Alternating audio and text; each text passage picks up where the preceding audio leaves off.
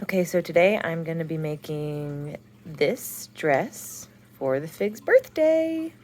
I figured I'd just do a make along because it's kind of a busy week and this will be a quick one to do. So we're going to start by doing the bodice. Probably not going to do interfacing, although no, I need to because of the buttons.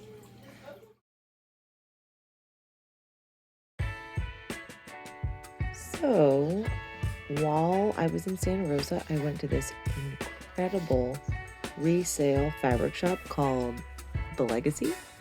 It's in Sebastopol, so it's not quite in Santa Rosa, but it was totally worth the drive. It was packed full of so many amazing things. Scrapbooking stuff and quilting stuff and sewing stuff. Basically, if you had a hobby, you could find supplies here. It was totally amazing. There used to be a place like this near my house, but it shut down during COVID, which was such a bummer. Obviously, it's not practical to have my stepmother shop here for me and ship it. That would cost about the same as buying a regular zipper at the store, but oh my gosh, what a treat.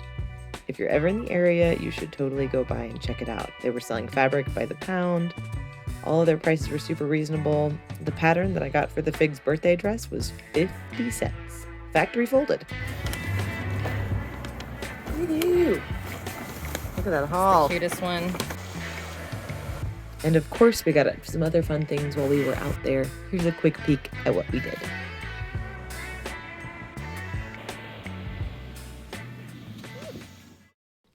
Back to reality. Oh, there goes gravity. We're making this birthday dress for Fig. First, I did my super anal thing and traced the pattern.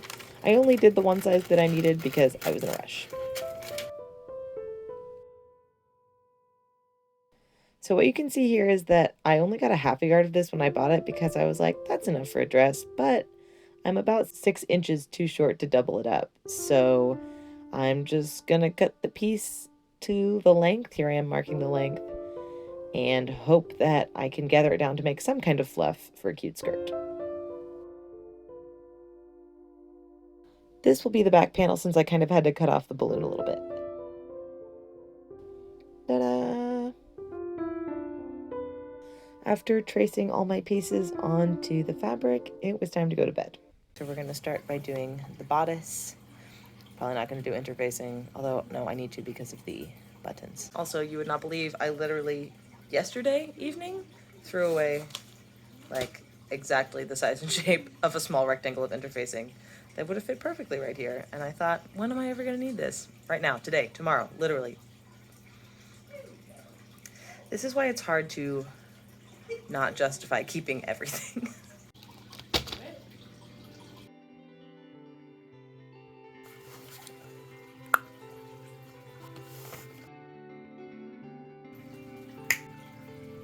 After I basted the interfacing in place, I sewed up the shoulder seams and the collar edges, pinking the edges to make sure they press out super nicely.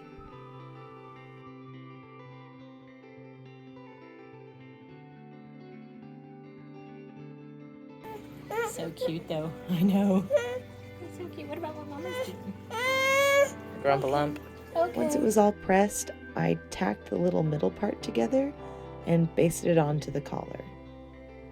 Then I made a lining, and then I sewed it all together with the collar pinned between the two. Snip the corners and press.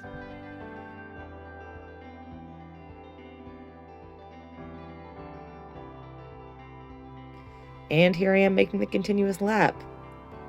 Look up a better video if you want a tutorial, because this is all I got. I like to use ribbon instead of cotton, because I just think it's nicer. I don't know. Hopefully that was helpful. Next, I'm going to put all my gathering stitches in on the skirt and top of the sleeve and bottom of the sleeve.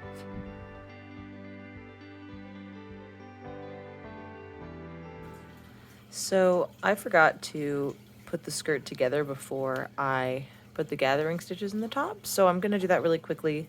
With a skirt like this, I find it's easiest to do a French seam. So I'm going to start with wrong sides together. Just going to go straight down. Then I'll flip it inside out, press it, and stitch it again. I'll show you how that works in a little more detail. Though most commercial patterns call for 5/8 of an inch seam allowance, I prefer to use the 1/2 inch because it makes this easier. 1/4 inch with wrong sides together, 1/4 inch with right sides together, and then you've got a lovely little seam. Ta-da!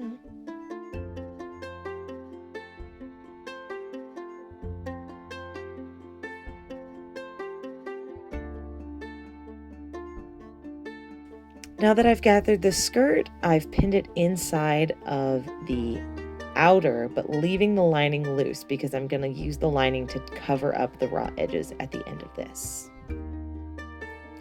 Now that it's officially tacked in, I'm going to fold that under and whip stitch it down.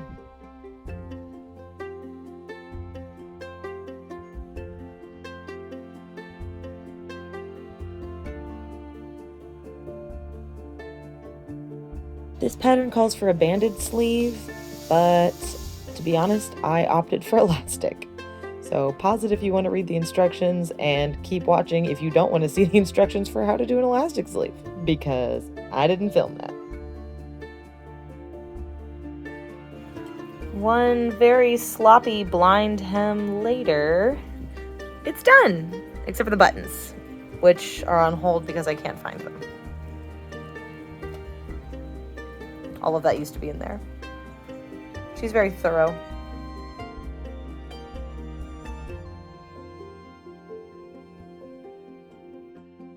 Would I really be me if I wasn't making a felt birthday crown at 11 p.m. the night before my daughter's birthday party?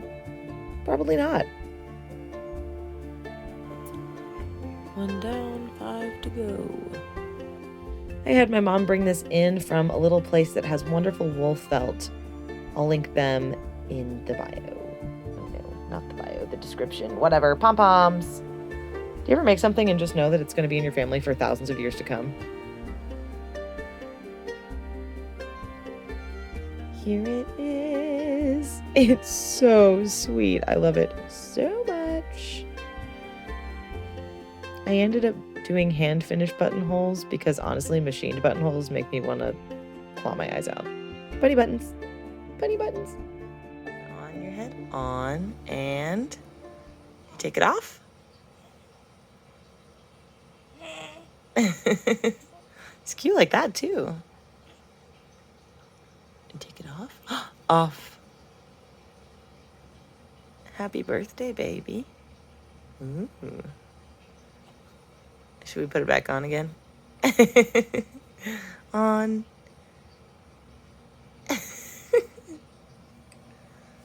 And off.